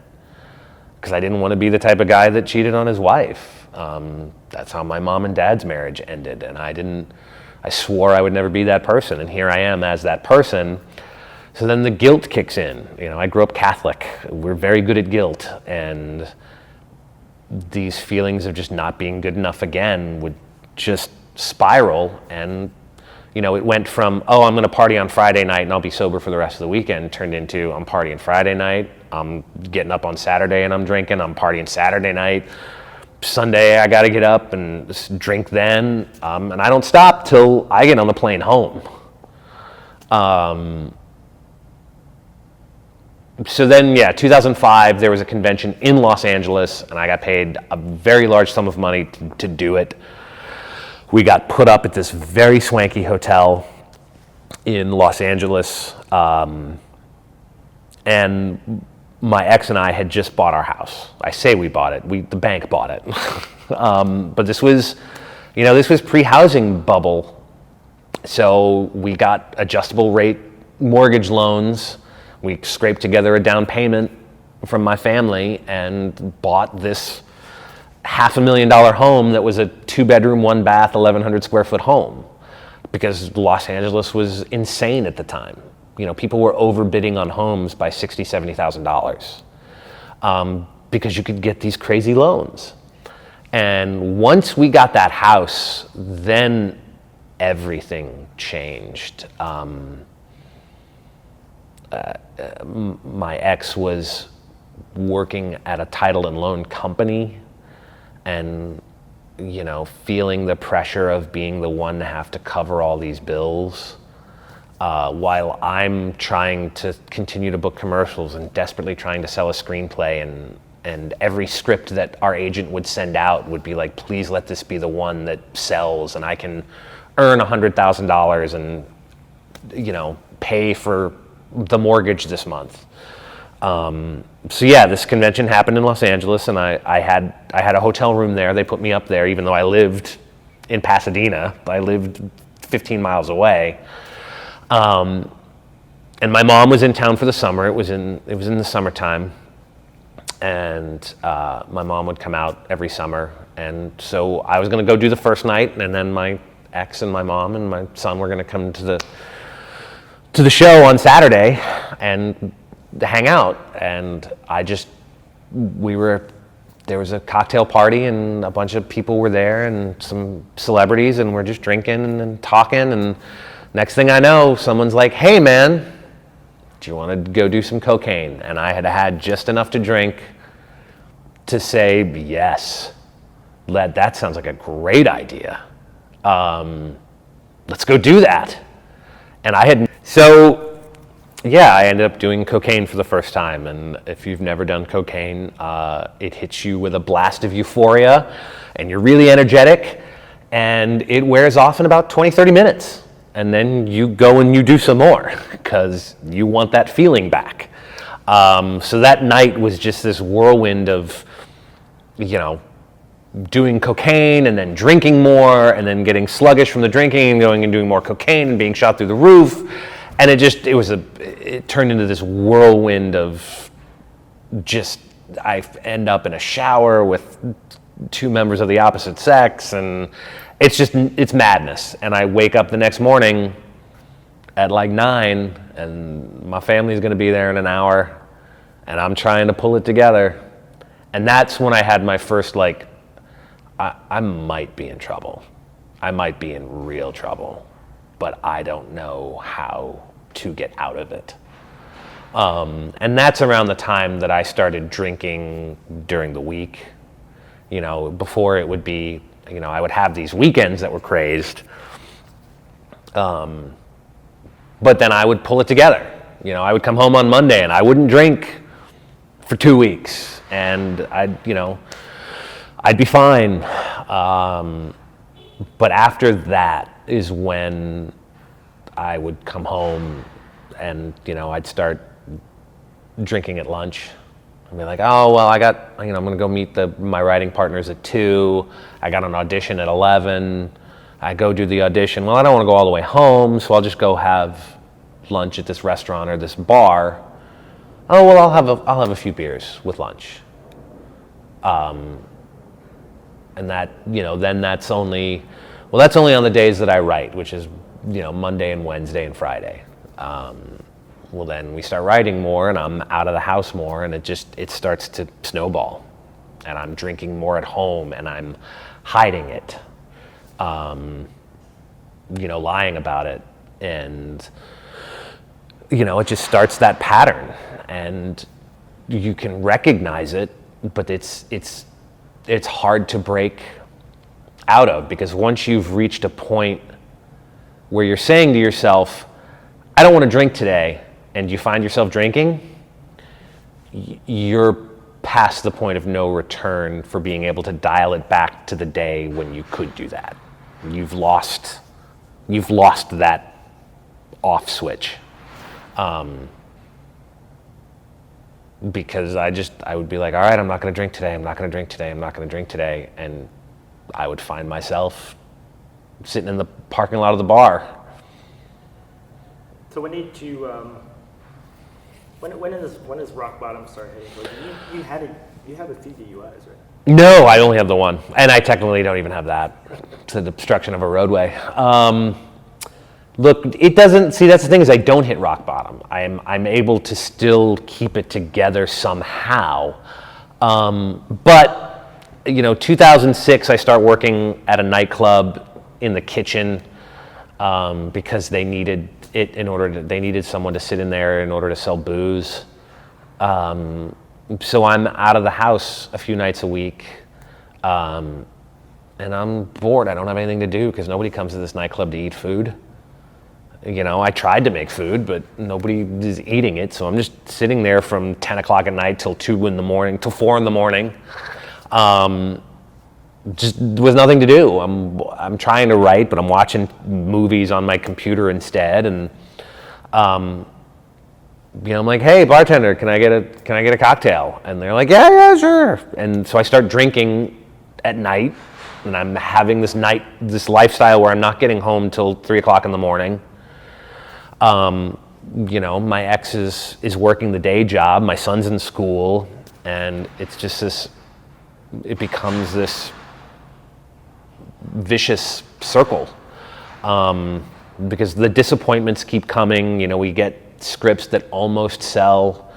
I'm almost in a huge national commercial campaign. I was on a veil for the PC versus Mac commercials, which means I was down to like the last few people, and they hire Justin Long. So it's just constant disappointments, and I'm getting older. I'm no longer in my 20s, I'm in my 30s. I've got a kid, I've got a house. We want to have another kid. So it's just all this stuff coming together at one time, and yeah, I'm able to somehow keep it together, but my wife and I are fighting more. I'm, passing out on the couch because she'll go to bed and I'll just stay up and drink the rest of the bottle of wine that's in the fridge. I'm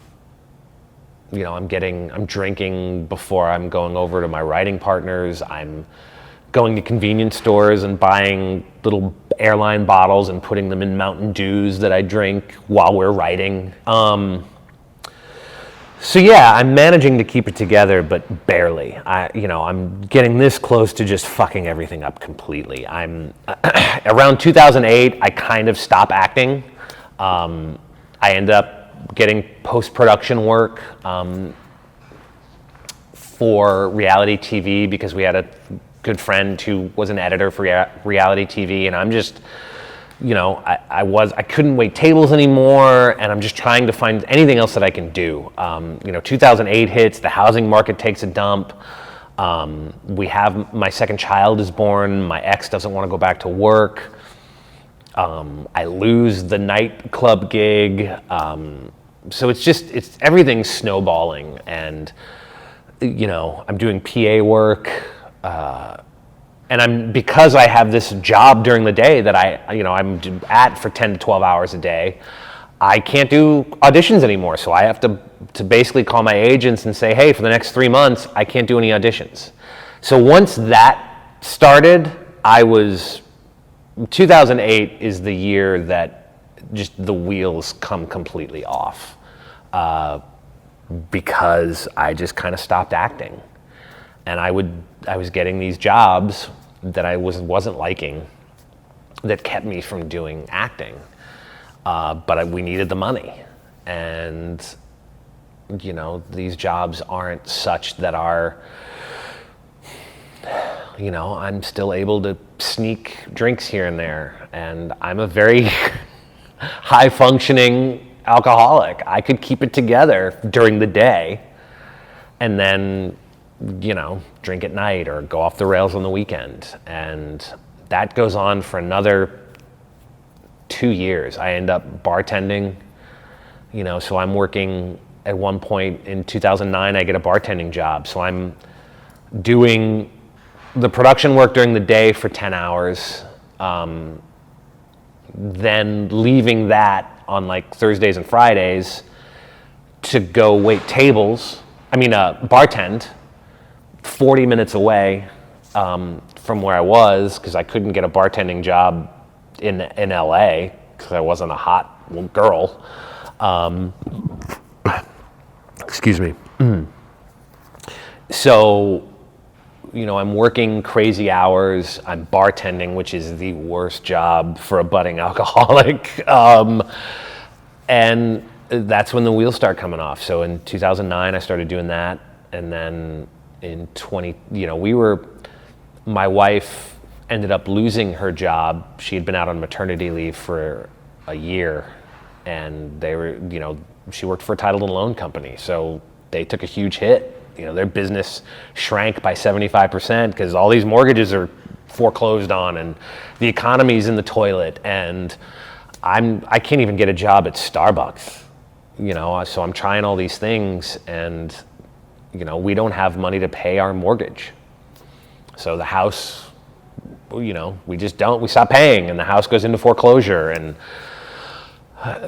then my ex-wife gets breast cancer, and that comes out of nowhere, and we've got a 2-year-old and an 8-year-old, and luckily we still had insurance from some commercials I had done, but at this time we're looking at just packing up and moving California, because I'm not acting, I'm not writing, I'm a mess, and that's when we end up moving to Texas, is in the summer of 2010, and I'm still a mess, and my ex is going through chemo, and I'm waiting tables again at a local Tex-Mex place with 20-year-olds. I'm 37 years old, and I'm waiting tables, and I'm making $2.13 an hour, and I'm trying to get bartending jobs here in Austin, but I can't get bartending jobs here in Austin, and we're living for free with friends, and it's,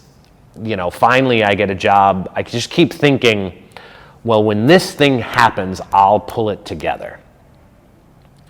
And that's when I get a job at a video game company, and I think, man, this is it. But I'm a paid intern. I'm still only making $12 an hour, and that's just not, it's not enough to live on with a family of 4. And so I still am drinking. I'm drinking during the day. I sit at a computer all day. Nobody's around me to notice what's going on. I'm able to do my job well enough,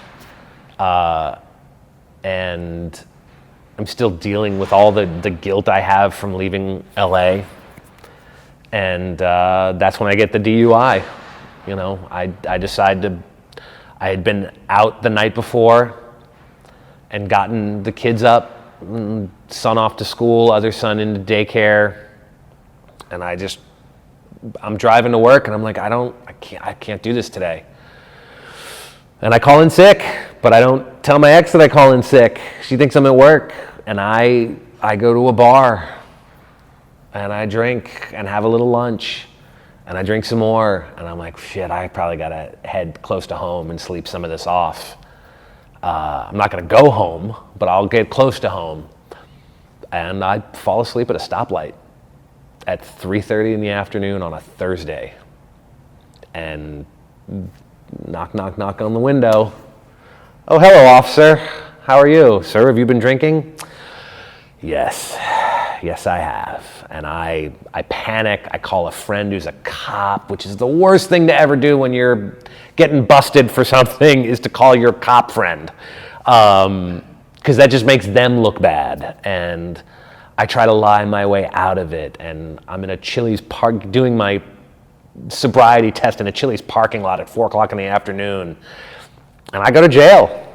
And I don't have my phone. And I'm too scared to call home. And my world comes crumbling down. I managed to keep my job somehow.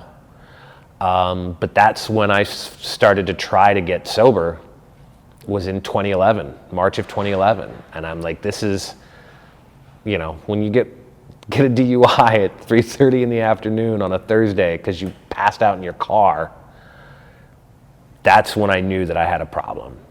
And I could string 2 weeks, 30 days together, but I couldn't. There was always, I would always fall off the wagon. And my ex-wife is getting angrier and angrier and angrier, and the money problems are piling up, and I'm still just continuing, trying really hard. And then, in 2012, I just left work one day, middle of the day, just took off. My mom was in town, and I had some cash. And I just took off. I went to a strip club. I think I got kicked out. My car ran out of gas in the parking lot of the strip club. And I remember the attendant, like the bouncer of the strip club, coming and like, man, I don't know. I know you can't move your car. You shouldn't be driving. But if the cops come by and they see you, they're going to arrest you. And I'm on probation from my last DUI. I shouldn't even be drinking. And I managed to push the car out of the parking lot, down a hill into a Target parking lot, because that's going to be less conspicuous somehow in my mind. I spend the night in that. My phone runs out of battery. I managed to text my mom, but I'm just so, I don't see how to stop, and I don't see how there's a way out. And I remember the sun hadn't come up yet. I was sleeping in my car, but I was starting to feel real shitty. And Target's not open yet. And I remember there's a convenience store not too far away, and I walked to the convenience store. And walking by this field, and it was the first time I ever had this thought of like, what if I just walked out into the field and laid down and didn't come back? And that's the first time that a thought had ever occurred to me. It's not like I wanted to die or wanted to kill myself, but it was the first time I thought of like, I can't stop. I don't know how to stop. So I go to the convenience store and I get water and I get Gatorade and I try to hydrate, and then Target opens and I fucking go and buy a 12-pack from Target. And I drink that in my car, and that runs out. And then I go over to this bar restaurant and I have lunch there, and I'm putting off the inevitable. I know the inevitable is coming, and I just keep putting it off. And it's like 93 degrees and I'm sitting in my car and I'm sweating, and I finally get enough juice in my phone that lights up with messages from everybody who's concerned about me. And I finally call my mom and I'm like, hey, can you please come get me? And next thing I know, my ex-wife is there with the kids, and she's called my dad in New Jersey, who's on his way, and friends in Dallas, and my brother in Dallas to come down. And that's when I was like, I need to go to rehab. And I managed to get into rehab And I'm in there for 33 days and just, away from everything. And after about a week, once everything's out of your system, you really everything kind of crystallizes. You kind of see that your life is the real sobering thing you find out in rehab is while drinking is problematic and is causing a lot of negative reactions, drinking never started out as your problem. Drinking was my solution to my problems. And what you realize as you continue through rehab is that you've now got to go back out into the world without your coping mechanism. All those problems that you drank for are still there. You just no longer have your coping mechanism. And that was when, I was honest, because I had told no one about my behavior at conventions. No one. I hadn't told my best friends. I hadn't told anybody what had been going on. I had just been keeping that inside and dealing with the self-hatred from that. And in rehab, dealing with counselors and stuff, and they're like, well, you got to be as honest as you can be, but it's up to you how honest you're going to be. But know that all the problems you have at home aren't going to be magically fixed because you quit drinking. In fact, they're probably going to get worse.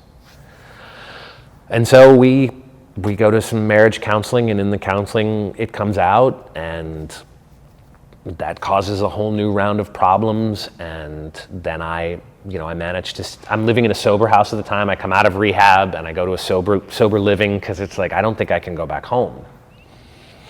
So I'm living in a sober house. I'm going to work. I'm trying to see my kids as much as possible. My ex moves apartments, kind of laying the groundwork for her being on her own, which I'm oblivious to. And we're getting in more and more fights, and because she's understandably very angry at me, and very hurt and feels betrayed because she was. And I end up falling off the wagon. I relapse hard. Like I end up puking in the sober house bathroom and getting breathalyzed in the middle of the night, and I get kicked out. And I got nowhere to go. I got a car full of clothes, and that's it.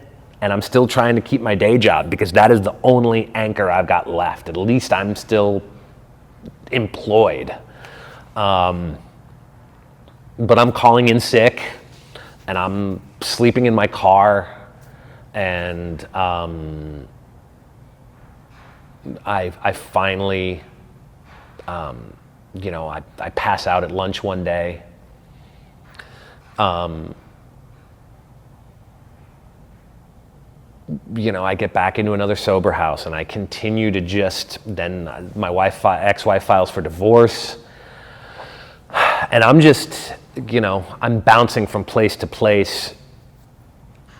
I get another 2 months sober, and then I'm just like, F it, and I start drinking again and hiding it from everyone. And I had a interlock device put on my car, that I'm trying to, it wasn't court mandated, but I'm trying to skirt it, and the divorce is happening, and, I'm just, my grandfather dies, and it's just, everything is going to hell. And I finally, this is August of 2013, and it's a Friday, and I leave work at the end of the day and go to a bar and think I can walk home, and I wake up at 5 o'clock in the morning in a field covered in ant bites because I just passed out in a field. And that's later that day, after I have to go track down a backpack that I left in the field at 5 in the morning when I stumbled home that had my son's brand new laptop computer in it. Later that day, I'm sitting in my apartment, and I'm just like, I'm getting sick. And I remember walking to the convenience store, and buying a 6-pack of really high ABV beer, because that's what I had started to do, like really strong IPAs, and sitting in my apartment with no TV, cobbled together furniture from friends, just this, I have nothing. And I remember sitting on my couch with the beer in my hand, not wanting it, just feeling sick, but yet not able to imagine my life without it. And it was 2 or 3 weeks later, there's a divorce hearing that goes very poorly for me. And I come off the rails. And luckily I have a female friend in my life who I was able to call.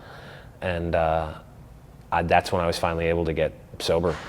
I had my last drink on August 30th of 2013.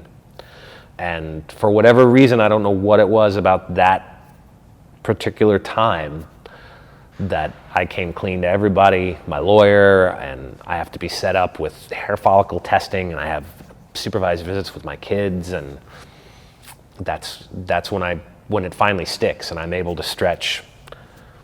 I'm able to get past the 4-month period. And in February of 2014 is the first time I came here. I had started to work out. I was, in that August, I was 240 pounds, just looking haggard, not eating a lot, but, it's just all alcohol weight. And I started working out when I was getting sober, and I started to do conventions again and approaching it from a different point of view. And then I saw a sign for CrossFit and came here, and that really, when there were times that I wanted to drink again, it kept me from doing it because I had seen such incredible results from coming here, not just from a physical standpoint, but from getting to know people. And I knew that if I drank, this would go away. And it became such more than any other working out thing I had done, became this other outlet for helping me stay sober. So I was going to AA, and I had a sponsor, but this became like the other side to that coin of not wanting this to go away because I liked it so much. And other things in my life, of course, as well, like getting to see my kids, and my life finally coming back together. But it was, finding this outlet kept me from drinking sometimes. On April 30th, you're talking to your friend. I guess you glossed over it a little bit. Your friend came down and talked to you? Well, when I went to on August 30th so I had she came and got me. I was in a bar, I was drinking, and I just didn't know what to do. I knew if I stayed there, I was just going to keep going. And I called her and I said, "Can you please come get me and stay with me for the weekend? Because I can't." What happened in that moment in the bar? Because you already took the time to go to that. Yeah, I don't know. I don't know what happened. I don't know. In AA, they talk about this moment of enlightenment that anybody who's able to recover has. And I never had that. I never felt that smashing, oh my God, this is my enlightened moment. This is divine intervention. This is my God moment. I don't ever remember having that, but I do remember sitting in that bar and having the thought, you should call your friend to come get you. And I don't know what it was that I listened to. I just listened to that voice. Because other times I would be like, you should call someone, I'll have another beer, please, to drown that voice out. and I just didn't. I don't know why. So she came, she picked you up. She picked me up, took me back to my apartment, stayed with me the whole weekend, drove me to AA to meet my sponsor the next morning, where I stayed at that building all day until it was time to go to bed. And that was my first weekend of being sober and kind of drying out, and then having to call my lawyer to talk to my ex's lawyer about that I had drank again and what that was going to mean. And setting up the hair follicle test was another big step for me because I had fought it, and that was my safety net for my first year and a half because I knew I couldn't drink because of that. The conditions of your divorce, yeah. Well, you're divorced to see your kids. Yeah. Right? Not just your divorce. No, that was in order to see my kids. Yeah, so I had to do that and prove a certain, like it was a step process of proving lengths of sobriety in order to get more privileges back with my kids. So since then, that was your last day that you've ever had a drink? Yep. So we're a little over 3 years. Your health, you've lost a lot of weight. Lost a lot of weight. Gotten probably in the best shape I've been in since my 20s. I started doing theater and improv again, started doing local web series and doing more conventions. And, it's just, my life has completely done a 180. There's still stress and there's still problems, but it's so much better now than it was. How do you see the future? How are you feeling about the future? Good. I mean, I worry about it sometimes because I still don't know. I don't know what. I ended up choosing another volatile industry to be in. Video games is very volatile, and I'm trying to figure out a way to be happy. Still trying to act. Still trying to act. Trying to scratch that itch, but still having that urge of what if. There's a part of me that doesn't feel done. There's a part of me that feels like I didn't get my last chance at bat. I hobbled myself my first 2 times at bat, and I feel like I got one more chance left, but I don't know how to step back up to the plate. I don't know what to do. There's a part of me that very much wants to try again, but I don't know what that looks like because my circumstances are different. I can't. I think you have more than one. How about you try till you win? That's fair enough. I mean, like just one more time. Try again, and yeah, that's true. What advice do you have for people? Advice in the stuff that you've dealt with, kind of setbacks. Yeah, I would say that you're capable of more than you think you are, and don't.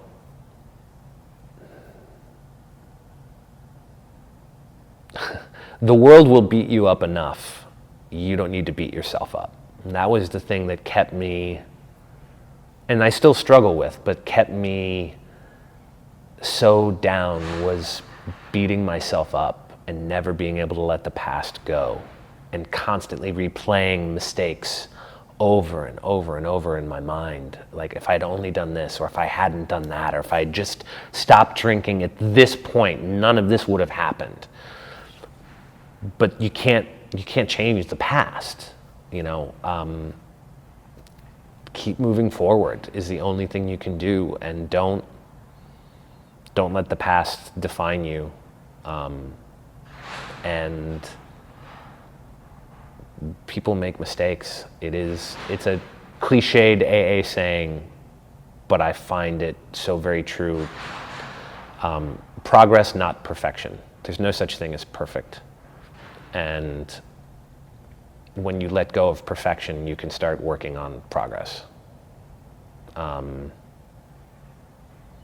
It's also never too late to turn it around. I went from passing out in the field to being mostly naked in a stage show in really good shape. My life is, I have complete freedom with my children. In just a small time frame, life turned around. So even when you think you're at your lowest, you can come out of it.